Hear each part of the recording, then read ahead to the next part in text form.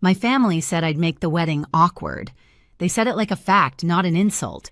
My mother's voice was calm, my sister's fiancé smirking in the background. Just try not to ruin your sister's day for once. Okay, she added, like humiliating me was a favor. No shouting, no scene, just quiet exile wrapped in polite smiles.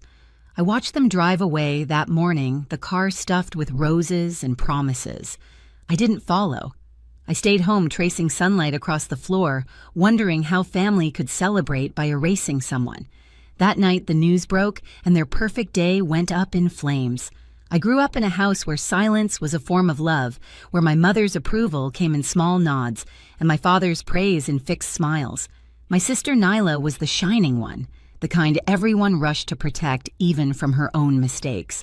I was the builder, the one who cleaned the mess, who made sure things looked perfect again before anyone else noticed the cracks.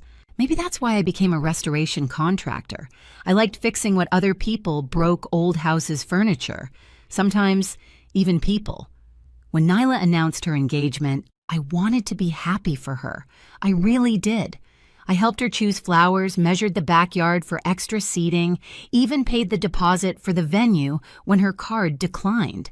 I told myself it was what family does, but the closer the wedding got, the less I was needed. Group chats went silent. Planning calls accidentally happened without me. At first I thought it was oversight. Then I realized it was intention. Mom became the messenger. She called with that overly careful tone, the one she used when she'd already made a decision for me. "It's going to be a small ceremony," she said. "We just want everything peaceful." I asked peaceful for who, she sighed like I was already exhausting her. "Just try not to ruin your sister's day for once, okay?" That line sat in my chest like a stone. I wanted to ask when I'd ever ruined anything when covering for Nyla's debts, or babysitting her kids, or co-signing her failed cafe loan counted as sabotage. But I didn't. You can't win a war they don't admit exists. The next week, I drove to my parents' house to drop off some tools Dad needed for his garage project. The house looked the same as always. Victorian trim, peeling paint curtains drawn. Inside, Mom was arranging white roses in a vase. For the rehearsal dinner, she said. The kitchen smelled like vanilla candles and control. "Your sister's dress fitting is tonight. You could come if you promise not to make things uncomfortable." I almost laughed. The line between invitation and insult was so thin in this family, it was practically invisible. "Don't worry, I told her I won't make anything uncomfortable." Her smile tightened as if relief and guilt shared the same face. That evening, I stood on my porch watching the sun drop behind the Rockies, the air sharp with pine and coming rain. I thought about how easily people can rewrite history, how my absence would become proof that I didn't care, not the result of being told not to come.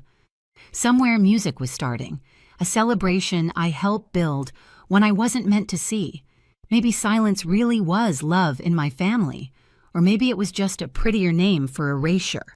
The day before the wedding, my phone buzzed with photos I was never meant to see. My cousin posted a rehearsal selfie, my parents front and center Neela in white, her fiancé Travis with that salesman smile that always looked like it came with fine print. The caption read, "Tomorrow's the big day. Everyone looked radiant, everyone except me, because I wasn't there." I told myself I didn't care that I'd earned a quiet Saturday free from family politics. But when the laughter in those pictures started to feel too loud, I turned off my phone and sat at my workbench.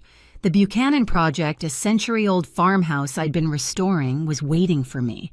I ran my hands along the smooth grain of the newel post I'd repaired. Strong, balanced, stable.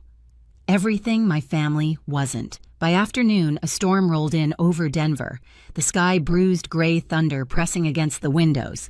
I made tea, not wine this time, and tried to convince myself that staying home was the right choice. No scenes, no whispers, no giving them more ammunition to paint me as difficult. Still, the quiet felt strange, like holding your breath for too long. At 6, Mom called. I watched her name blink across the screen until it stopped. No voicemail, no text, just silence, which in my family was never peace, it was punishment. When night fell, the city lights flickered through the rain.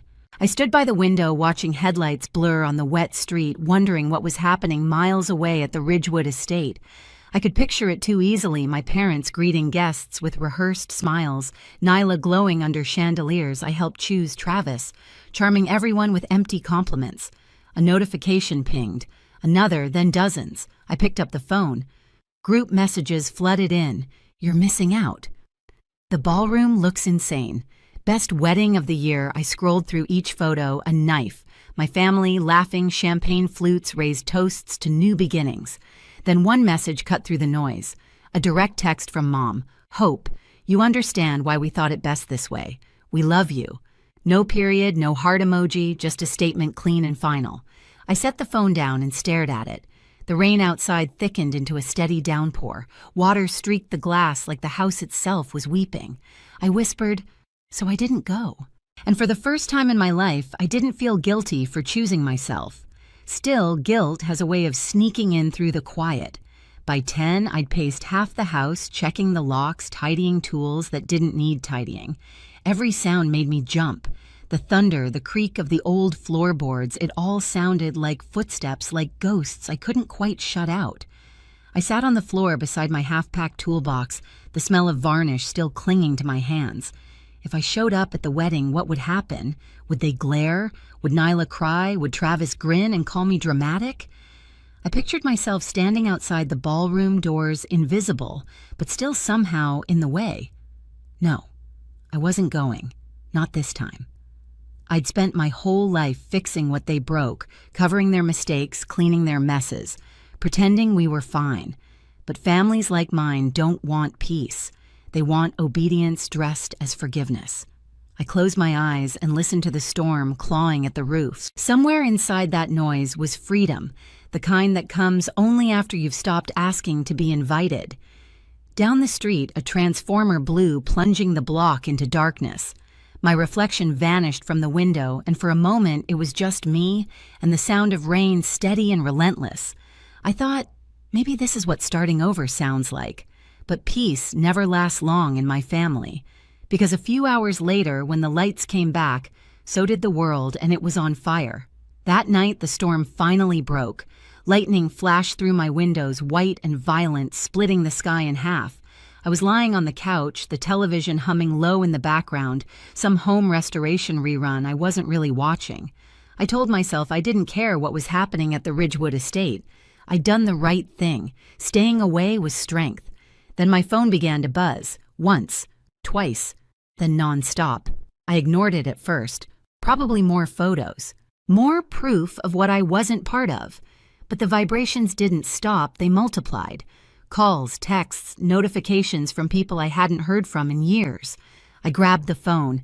The screen glowed with chaos. Are you seeing this? Oh my God, turn on channel 9. Rose, it's your sister. Something happened. My stomach dropped. I switched the TV to local news. The footage was shaky, taken by a guest's phone. The caption read, "Breaking news, violence erupts at Ridgewood wedding." For a second, I thought it was some mistake. Then I saw her. Nyla, my sister, in her white satin gown, makeup-streaked hair unraveling. She was screaming. Across from her stood Travis, the man who'd been all charm and easy smiles, now red-faced and furious. He shouted something, the words lost under the roar of the crowd.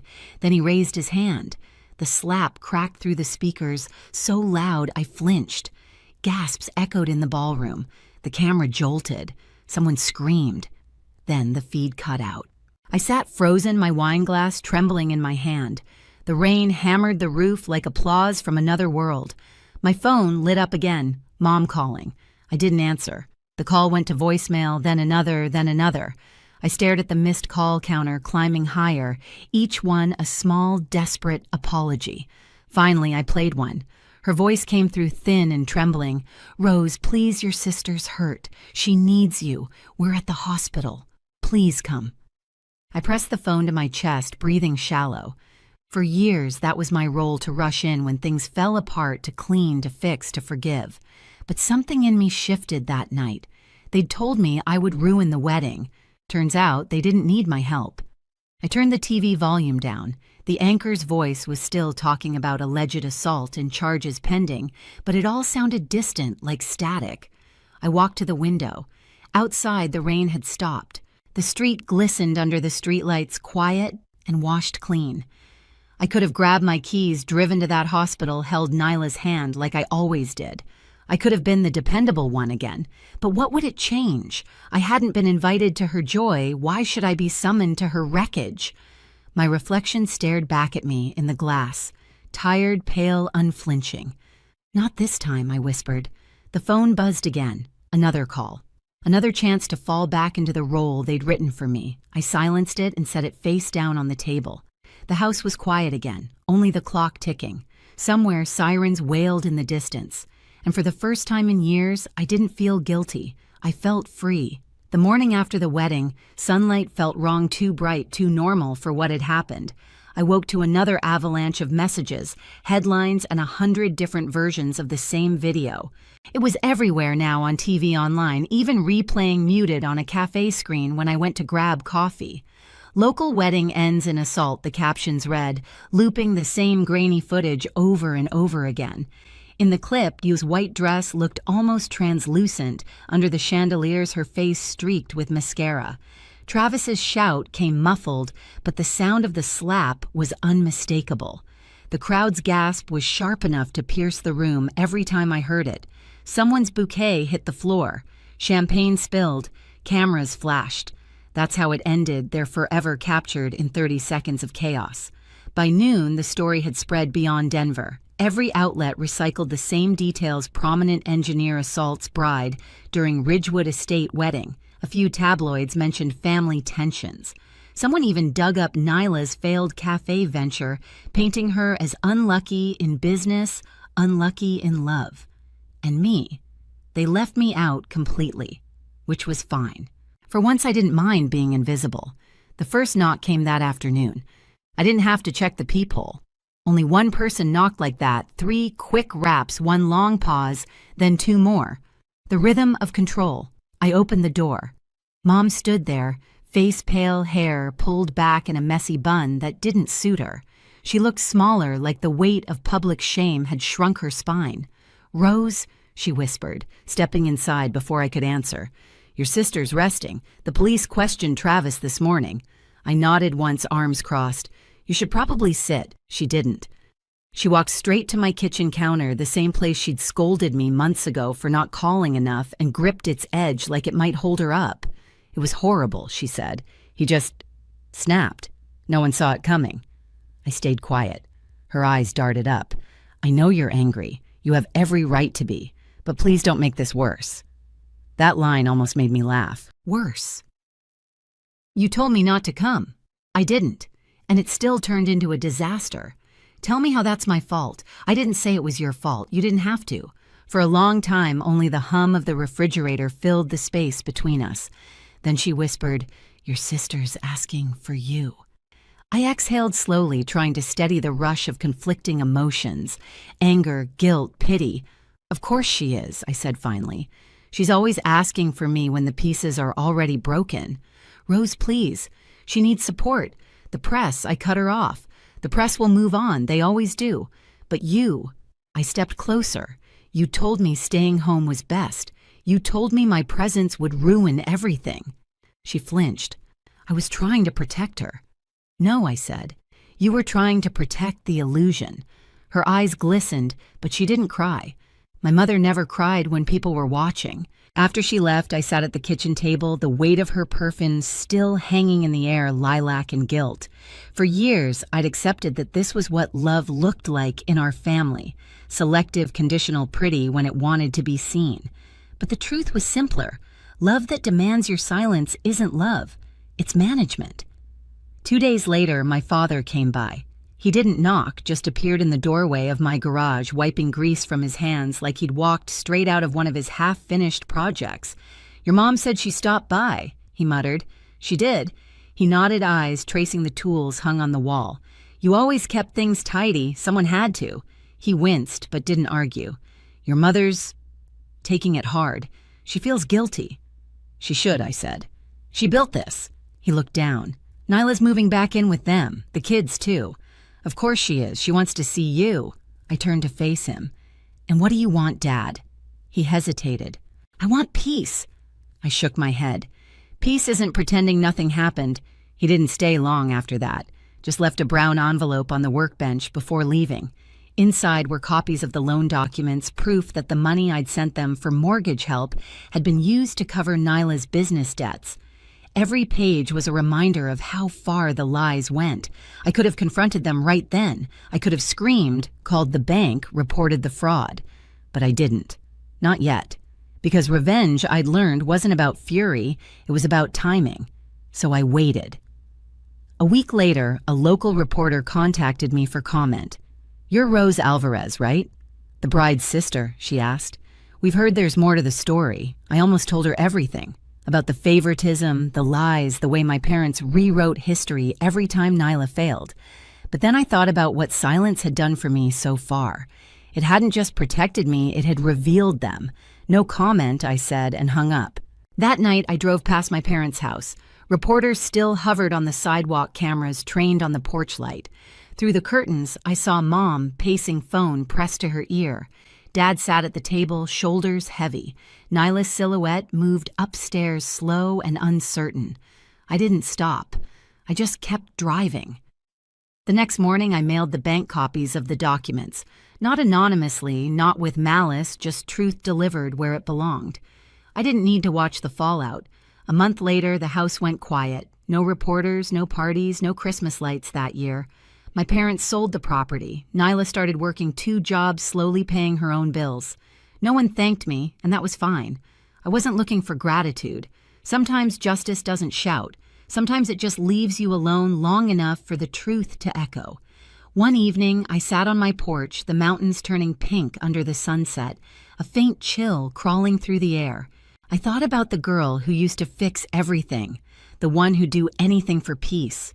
She was gone now, replaced by someone who finally understood that not every house is worth restoring. My phone buzzed. A text from Nyla. "I'm sorry. I didn't know how bad it was until it happened to me." I typed back, "Then don't repeat it. No lecture. No pity. Just a line drawn clean in the sand." When I set the phone down, the sky was deep blue and still. Somewhere behind those mountains, the Ridgewood estate stood empty. Flowers wilted lights off ghosts left to themselves. Their perfect day had burned down. And for once, I wasn't the one holding the match. Months passed and the chaos faded like smoke after a fire. The scandal had settled into silence. New headlines replaced the old and the world stopped caring. But I couldn't unsee what I'd learned, how fast love turns conditional when control is threatened, how easily family can mistake silence for forgiveness. The Ridgewood estate reopened for new weddings that spring. I drove past once out of curiosity. The roses were gone, replaced by tulips. No trace of what happened, just polished wood floors and freshly painted walls. It looked perfect again, like nothing had ever cracked. But I knew better. You can scrub blood off marble.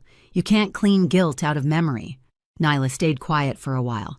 She got an apartment, a job at a local florist, and stopped leaning on anyone to rescue her. When she texted pictures of her kids helping her unpack, I didn't feel bitterness, just relief. Maybe she'd finally learned what I had standing on your own hurts less than kneeling for approval.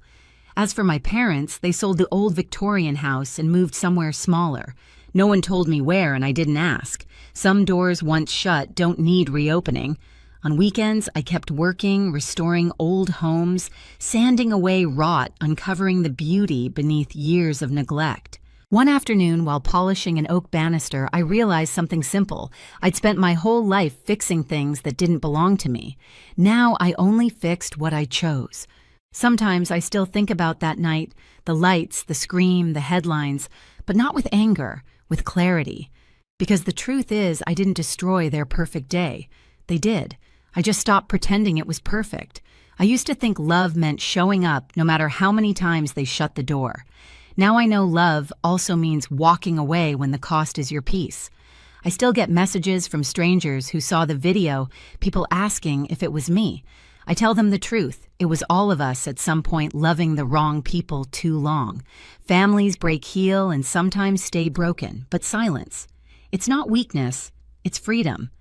If this story hit something in you, tell me where you're listening from and hit subscribe. You're not alone in this.